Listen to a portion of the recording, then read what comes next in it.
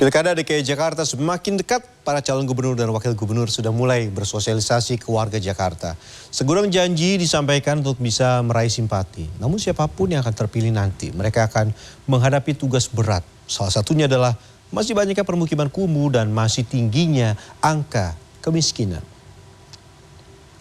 Menjadi ibu kota negara, Jakarta menapaki jalan baru untuk menjadi kota global. Tentu saja, untuk menuju kota global masih ada segudang masalah lama seperti banjir, polusi, kemacetan, hingga masih terlihat banyaknya permukiman kumuh di Jakarta yang menjadi potret kemiskinan dan juga pengingat masih banyaknya kesenjangan ekonomi di Jakarta.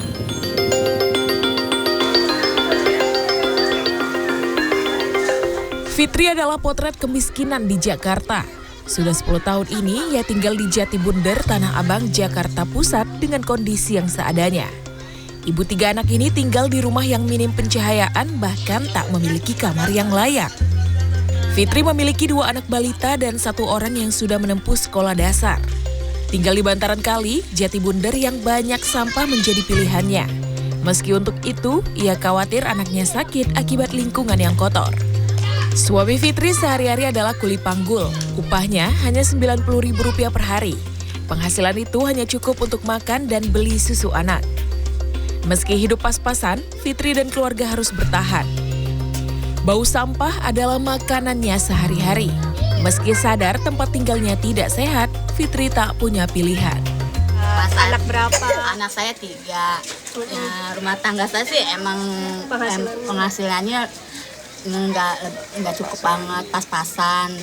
Jadi karyanya 90.000, nggak ada bulanannya. Kerja laki saya di toko kuli panggul, sakit juga mbak.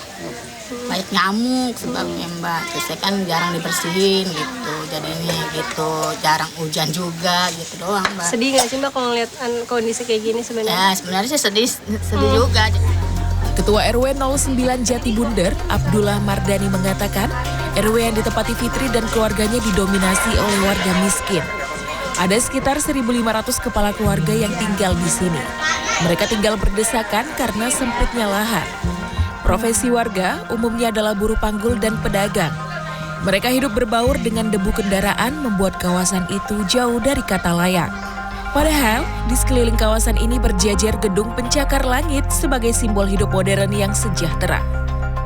Mardani berharap kawasan RW-nya yang masuk dalam zona kumuh padat dan kumuh miskin bisa berubah menjadi kawasan yang layak dan adanya peluang lapangan kerja bagi warganya. Kita berharap pemimpin yang ada di Provinsi DKI, ya, ke depannya kita berharap menginginkan adanya perbaikan bedah rumah, kemudian ada perbaikan mungkin saluran diperbaiki, ya kan? Tinggal kita nanti proses pengawasan seperti apa. Berarti contoh di kali ini kan banyak sampah. Nah, persoalannya adalah memang tempat pembuangan air sampah kita tidak ada di wilayah kita, seperti itu. Jadi wajar kalau masyarakat buang sampah, dan kesadaran masyarakat juga kita perbaiki ke depan. Data Badan Pusat Statistik atau BPS Jakarta menunjukkan penduduk miskin Jakarta menurun. Pada Maret 2023 tercatat ada 477,83 ribu orang. Sedangkan pada Maret 2024 menurun menjadi 464,93 ribu orang. Namun itu hanyalah angka di atas kertas. Pengamat kebijakan publik dari Universitas Trisakti, Trubus Rahadiansyah menekankan penurunan kemiskinan tidak hanya bergantung pada data kuantitatif. Ia berharap pemimpin Jakarta nanti bisa memikirkan kebijakan yang substansial seperti menciptakan lapangan kerja yang menjadi kunci dalam mengentaskan kemiskinan. Pemimpin calon pemimpin yang sekarang sedang itu berkompetisi gitu ya, sedang berlaga, tolong untuk membuat kebijakan yang istilahnya itu substansial ke persoalan-persoalan yang sangat mendasar terkait dengan masyarakat miskin. Nah, miskin ini kan kita sudah ada 2. Miskin yang kategori miskin biasa, yang artinya miskin karena situasi, tapi ada kemudian miskin ekstrim. Ya, ini kan juga menjadi problem. Seperti inilah potret kemiskinan yang masih membayangi warga Jakarta. Masih tampak jurang pemisah antara si kaya dan juga si miskin yang jelas terlihat dari celah-celah gedung bertingkat.